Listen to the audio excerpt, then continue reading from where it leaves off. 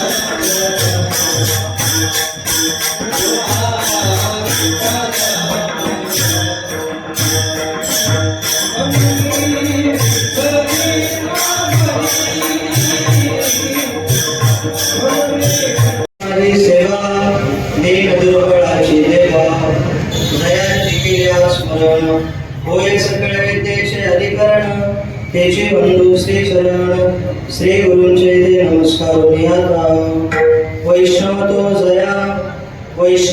जया अवघी देवावरी माया नाही आणि प्रमाण तन धन तृणवचन प्रस्तुत प्राप्त प्रसंगी प्राप्त सेवेकरता घेतलेला अभंग अवतार धारक भगवत भक्त देवनिवासी सुप्रसिद्ध साधू जगन्मान्य देवमान्य ईश्वरमान्य संत श्रेष्ठ श्री तुकाराम महाराज यांचा 4 चरणाचा वैष्णवांचं दर्शन सांगणारा अभंग सेवेकरता निवडलेला आहे विठ्ठल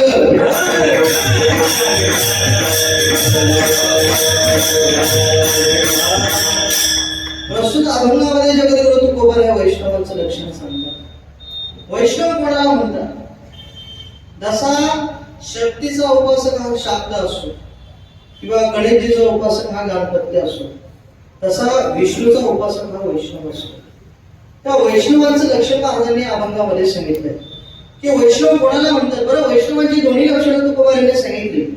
पहिलं लक्षण आहे बाह्य लक्षण आणि दुसरं आहे अंतरंग लक्षण.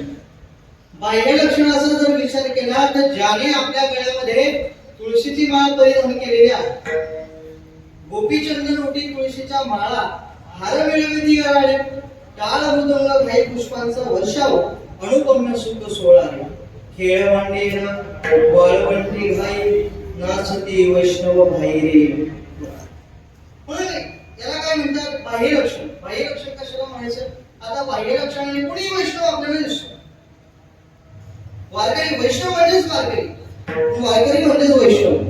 वैष्णव कोणाला म्हणतात? बरं, वारीमध्ये चालत असताना सगळेच वैष्णव असतात असं होत नाही. वारकरी सगळेच असतात. वारकऱ्यांचा वेश परिधान केलेला एखादा चोरही असू शकतो त्याच्यामध्ये. उलट प्रॉपर वारकरी जेवढा वारकरी वाटत नाही तेवढा चोर वारकरी वाटत. मग चोरी जरी करायची असली तरी माध्यम वारकऱ्याचं घ्यावं लागतं का? कोणाला संशय येणार नाही. हे तू तुम्हाला काही लक्षण सांगत नाही, अंतरंग लक्षण सांगतात. खरा वैष्णव कोण आहे?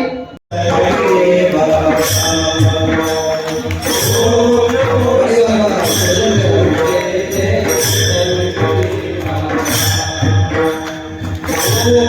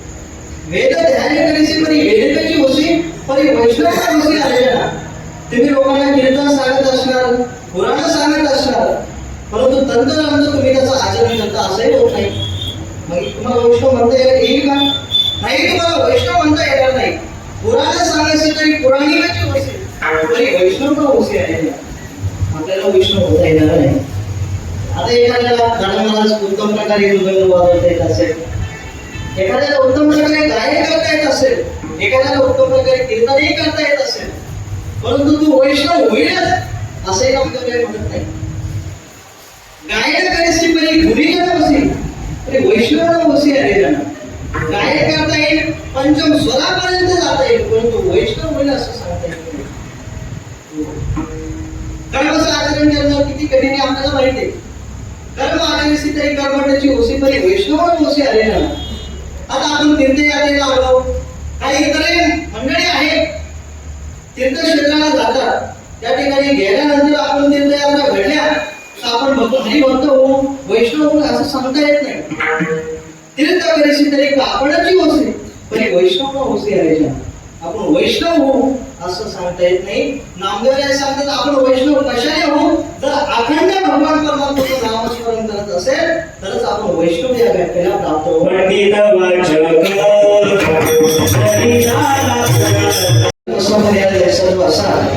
रुक्मिणी प्राण सजीवन भगवान पंढरीश्वर पांडुरंग परमात्मा परमात्म्याच्या असीम कृपेने विश्वमाऊली ज्ञानोबा यांच्या कृपा आशीर्वादाने जगद्गुरु तुकोबा यांच्या कृपा आशीर्वादाने शांती ब्रह्मनाथ बाबांच्या कृपा आशीर्वादाने प्रेम भंडारी नामदेव यांच्या कृपा आशीर्वादाने आदी करून सर्व साधू संतांच्या कृपा आशीर्वादाने स्वानंद सुप्रवासी श्री समर्थ सद्गुरु किसनगिरी बाबांच्या कृपा आशीर्वादाने परमपूज्य श्री गुरु रथस्मरणीय बाबाजींच्या कृपा आशीर्वादाने परमपूज्य श्री गुरु पादस्मरणीय स्वामीजींच्या कृपा आशीर्वादाने या ठिकाणी पंढरपूर क्षेत्रामध्ये श्री समर्थ सद्गुरु किसनगिरी बाबांचा पायी पालखी सोहळा या ठिकाणी क्षेत्र प्रदक्षिणेने पूर्ण झाला आणि त्या ठिकाणी सुरुवात झाल्यानंतर अखंड हरिनाम सप्ताह नामदेव यांचं गाथेचं पारायण काकडा असेल हरिपाठ असेल कीर्तन सोहळा असेल हे सगळं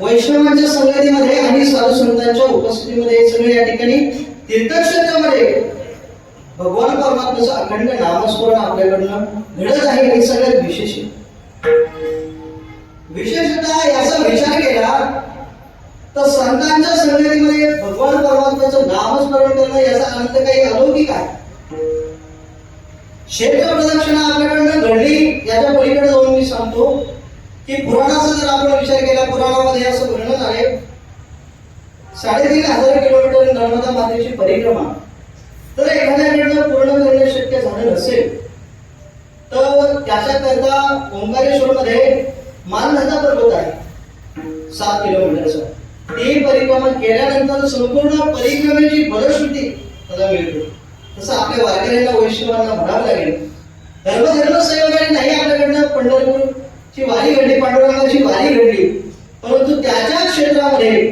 सद्गुरु बाबांचा श्री समर्थ सद्गुरु किसनगिरी बाबांचा पालखी सोहळ्याची प्रदक्षिणा सद्गुरु बाबांच्या सहवासामध्ये घडली वारीपेक्षा काही कमी पण नाही का